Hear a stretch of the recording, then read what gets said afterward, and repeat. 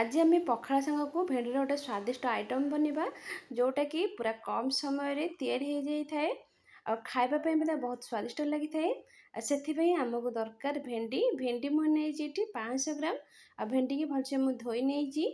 धोई सारापर भेंडी की कौन कर पोछि देती पोछिकी एवं कौन कर काटि नवा देखो छोट छोट पीस्रे यही टाइप्र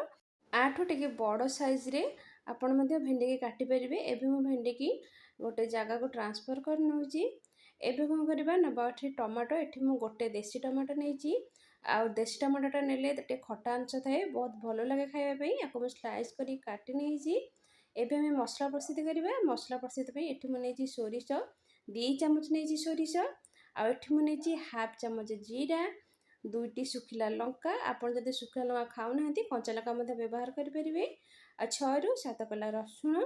एवं आम ए अल्प टिके पानी देकी आर गोटे स्मूथ पेस्ट बन ना माने पूरा चिक्कण करके बाटिदेवे देखो यही टाइप्र एवं नहीं गोटे कड़े ना सोरिष तेल आपड़ जन रिफाइन तेल भाजी पारे ये मुझे 3 चामच सोरिष तेल नहीं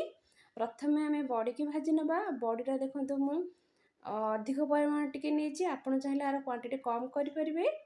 एवं कौन करवा आपको मीडियम लो फ्लेम रखिकी बड़र कलर चेंज होला पर्यंत आपको भाजी नवा देखो बड़र कलरटा हल्का लाइट गोल्डन कलर हो जाए कौन करवा ना आपको आम प्लेट को काढ़ी नवा आउ यही समय कौन करवा ना जो तेल आमर बड़ी से तेल आम भेंडी की पकईकी भाजी नवा ए लुण हलदी किसी भी ऐड करें केवल आम भेंडीर माने लाल अंशटा जावाई हल्का टिके भाजी नवा मिनिमम गोटे मिनिट पर्यंत आ पूरा हाई फ्लेम रखिकी आपको भाजबे नचे जब लो फ्लेम रखिकी भाजबा तेल कौन हम ना भेंडीटा सीझीज आ मसला सहित आम भेंडीटा को माने आम फ्राए करें। एवं देखो भेंडी की मु काढ़ी नहीं गोटे प्लेट को एवं सेम कड़ी कौन करवा ना नवा तेल ये मुझे 2 चामच सोरिष तेल नौची एवं नवा गोटे छोट चामच फुटण आ फुटण तो भलसे फुटवा करदे फुटण फुटला आम कौन करवा ना बाटिक रखि मसला को ऐड करवा आ हाफ चामच माने छोट चामच रे हाफ चामच हल्दी पाउडर ऐड करवा एवं नवा काटिक रखि टमाटो आपको पकईकी मीडियम लो फ्लेम रे मसला को आम कषि नवा जमती कि मसलार तेलटा आमर रिलीज हे ना अलग हो देखो मसलार तेलटा आमर अलग हो गलानी मसलाटा को भल कि न कषिले कम ना कंचालिया स्मेल आसो गोटे एवं दबा पानी ये मुझे हाफ कप पानी देती कहीं आम ये फ्राए करवा तेणुकर ये मुझे कम पानी दूसरी एवं आम 3 ରୁ 4टी बॉयल आसवाक दबा हाई फ्लेम रे एवं नवा काटिक रखि धनिया पत्र यही समय पकड़े कहीं सफ्ट हो जाए आउ तार बास्ना भी बहुत भल आसे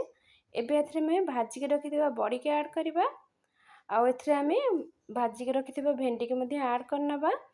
भेंडी के ऐड करला बेले गैस को लो फ्लेम रखिथे एवं नवा स्वाद अनुसार लुण लुण पकईकी आपको आम गोल नवा आ गोल कौन करवा ना आपको लो फ्लेम रे छाड़देव मिनिमम 10 मिनिट जमती कि आमर बड़ीटा सफ्ट हो आप कौन करेंगे ना बेसी आपको घाटे नचेत कौन हम ना भेंडीटा सफ्ट थाए ना सेटा माने फिटी जाए एवं देखो 10 मिनिट पर देखो पानीटा पूरा बढ़िया से सुखी जाइए माने सुखिला टाइप हो गलानी एवं कौन करवा ना भाजी नवा यही समय गैस को पूरा मीडियम लो फ्लेम रखिकी आपको आम भजा जमी भाजुंट से टाइप आप चारिपट साइड को माने खेलदेवे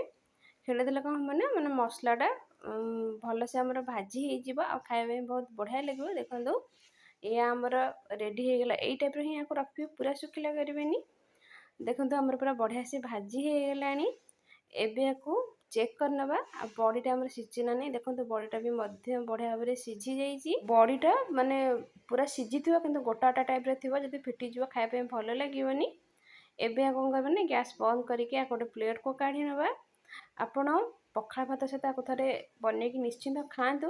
देखिए बहुत स्वादिष्ट खाइब आउ बेला जगह आप 2 बेला पखाल खाइबे। रहुची नमस्कार जदि आम भिडियोटी आपण पसंद आसी थाए तेज आम चैनल को लाइक शेयर कमेंट करने को जमा भूलें से पर्यटन समस्त दिन शुभंकर हो भगवान समस्त भल रखि था।